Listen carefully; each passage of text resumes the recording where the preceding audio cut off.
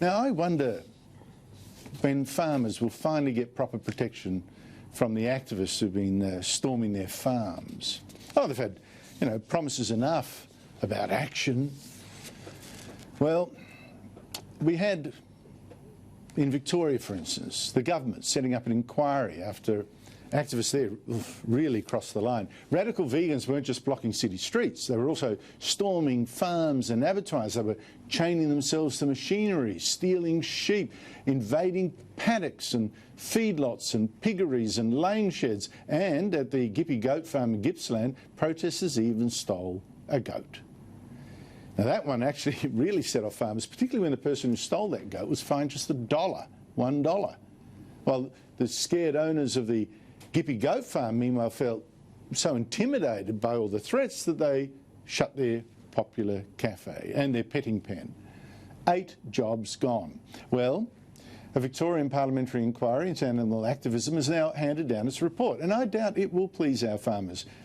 Yes, it found that this penalty for the goat theft didn't meet community expectations, but it didn't say how there'd be no more such soft fines. All it said was, well, let's have on-the-spot fines of $1,000, but that was only for trespassers who interfere with biosecurity management plans. What this report did instead recommend was what activists wanted.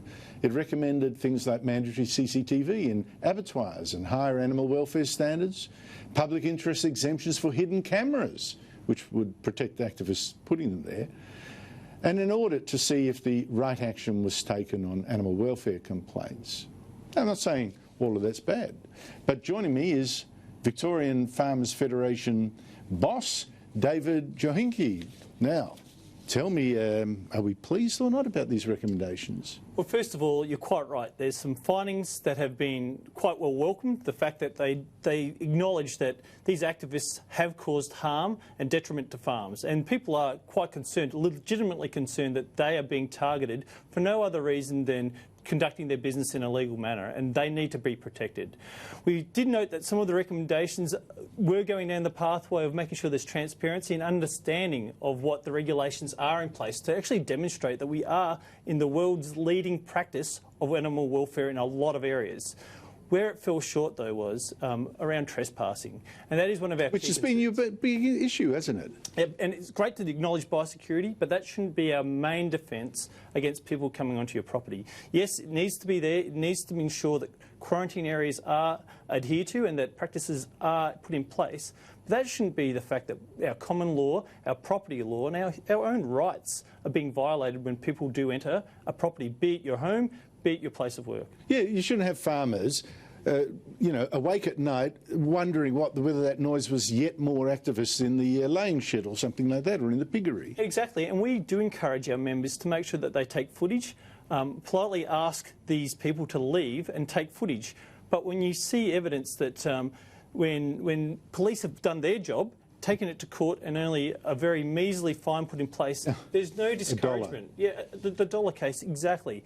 And to the mere fact then, where does that lead if we encourage people to still be law-abiding, but yet the law's not helping us in the right manner? Now, the New South Wales Parliament is right now considering trespass laws are much, much stronger than anything Victoria's got. Fines of up to $22,000 for trespassing and jail of up to 3 years. Is that more like what you want the Victorians to be thinking about? Well, absolutely. That should be a key right as an owner of any property, and especially if you're doing conducting your business legally. And once again, I should reiterate this, Andrew, that we, for a moment, if there's any animal welfare issues, there is a process to report and for that to be investigated. And if people are found to be breaking our animal rights, or animal welfare, I should say, legislation, they should feel the full force of the law.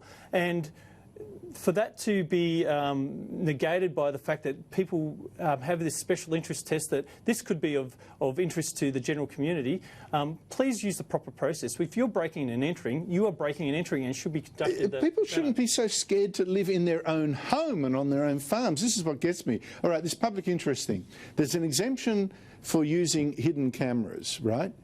But that seems to me like almost like, you know, wink and a nod to activists to go your hardest. Well, once again, we think that if you can protect a whistleblower and they have the right... That's different. Yeah, that is absolutely different. If they can have the right then to go and report a case and investigate it, that's how it should be conducted.